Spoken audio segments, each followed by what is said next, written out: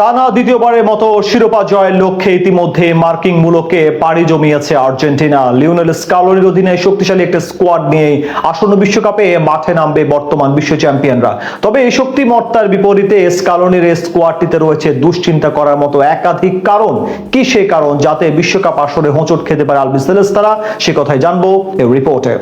দরজায় করা নাড়ছে ফিফা বিশ্বকাপের 23তম আসর, যেখানে টানা দ্বিতীয়বারের মতো বিশ্বজয়ের লক্ষ্য নিয়ে ইতোমধ্যেই মার্কিন মুলুকে পাড়ি জমিয়েছে বর্তমান বিশ্ব চ্যাম্পিয়ন আর্জেন্টিনা। কোচ লিওনেল স্কালোনির অধীনে কাগজে কলমে শক্তিশালী এবং তারকা খচিত এক স্কোয়াড নিয়ে এবার মাঠে নামবে আলবিসেলেস্তারা। ফলে বিশ্বজুড়ে ছড়িয়ে থাকা কোটি কোটি আর্জেন্টিনা সমর্থকরা টানা দ্বিতীয়বারের মতো স্বপ্নের সোনালী ট্রফিটি নিজেদের ঘরে তোলার প্রত্যাশায় বিভোর। তবে ফুটবল যোদ্ধাদের মতে মাঠের লড়াইয়ে শক্তিমত্তার বিপরীতে স্কালোনির এই স্কোয়াডটিতে রয়েছে এমন কিছু সীমাবদ্ধতা যা আসন্ন বিশ্বকাপে মেসি বাহিনীকে বড়সড় বিপদে ফেলতে পারে।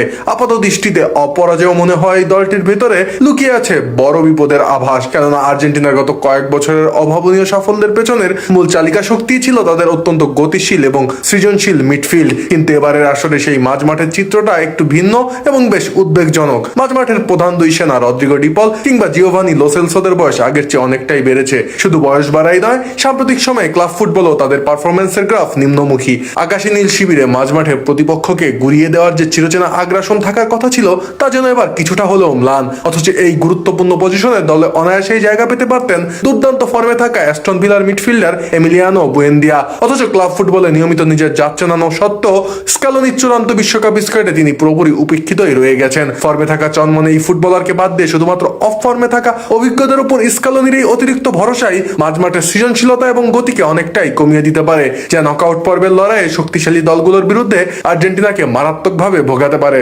মাঝমাঠের এই ক্লান্তির পাশাপাশি আক্রমণ ভাগের বিকল্প নিয়েও ফুটবল মহলে প্রশ্ন উঠছে। থিয়াগো আলমাডার মতো তরুণ ও প্রতিভাবান ফুটবলারকে নিয়ে আর্জেন্টিনার ফুটবল প্রেমীদের অনেক আশা থাকলেও আতলেটিকো মাদ্রিদের হয়ে সাম্প্রতিক সময়ে তার মাঠের পারফরমেন্স মোটেও সন্তোষজনক ছিল না। মাঠে তার অতিমাত্রায় সিদ্ধান্তহীনতা এবং ধারাবাহিকভাবে ফর্মহীনতা কোচ স্কালোনির কপালে চিন্তার ভাঁজ ফেলেছে। কেননা দীর্ঘ এই টুর্নামেন্টের মাঝপথে যখন মূল একাদশের কোনো তারকা ফুটবলার ইনজুরি বা ক্লান্তির কারণে বিশ্রামে যাবেন, তখন বেঞ্চ থেকে এসে ম্যাচের মোড় ঘুরিয়ে দেওয়ার মতো চনমনে এবং একসাথে ফর্মে থাকা ফুটবলারের বড্ড অভাব দেখা যাবে আর্জেন্টিনার এই স্কোয়াডে। আর ব্যাকআপ ফুটবলারদের এই দুর্বলতা যে কোনো বড় টুর্নামেন্টে দলগুলোর জন্য বিপত্তির কারণ হতে পারে। তবে সবকিছু ছাপিয়ে আর্জেন্টিনা স্কোয়াডের সবচেয়ে বড় দুর্বলতা হতে পারে তাদের রক্ষণ ভাগ। তাদের রক্ষণ আগলানোর গুরুদায়িত্বে যেখানে এখনো অন্ধের মতো ভরসা রাখা হচ্ছে অভিজ্ঞ ডিফেন্ডার নিকোলাস ওতামেন্ডির ওপর, কিন্তু বাস্তবতা হলো 38 বছর বয়সী এই প্রবীণ ডিফেন্ডারের গতি ও রিফ্লেক্স আগের মতো আর ক্ষুরধার নেই। গ্রুপ পর্বের ম্যাচগুলোতে হয়তো অভিজ্ঞতার ট্যাকটিক্স দিয়ে পার পাওয়া সম্ভব হলেও নকআউট পর্বের বাঁচা মরার লড়াইয়ে বিপত্তি নেমে আসতে পারে আকাশী নীল শিবিরে।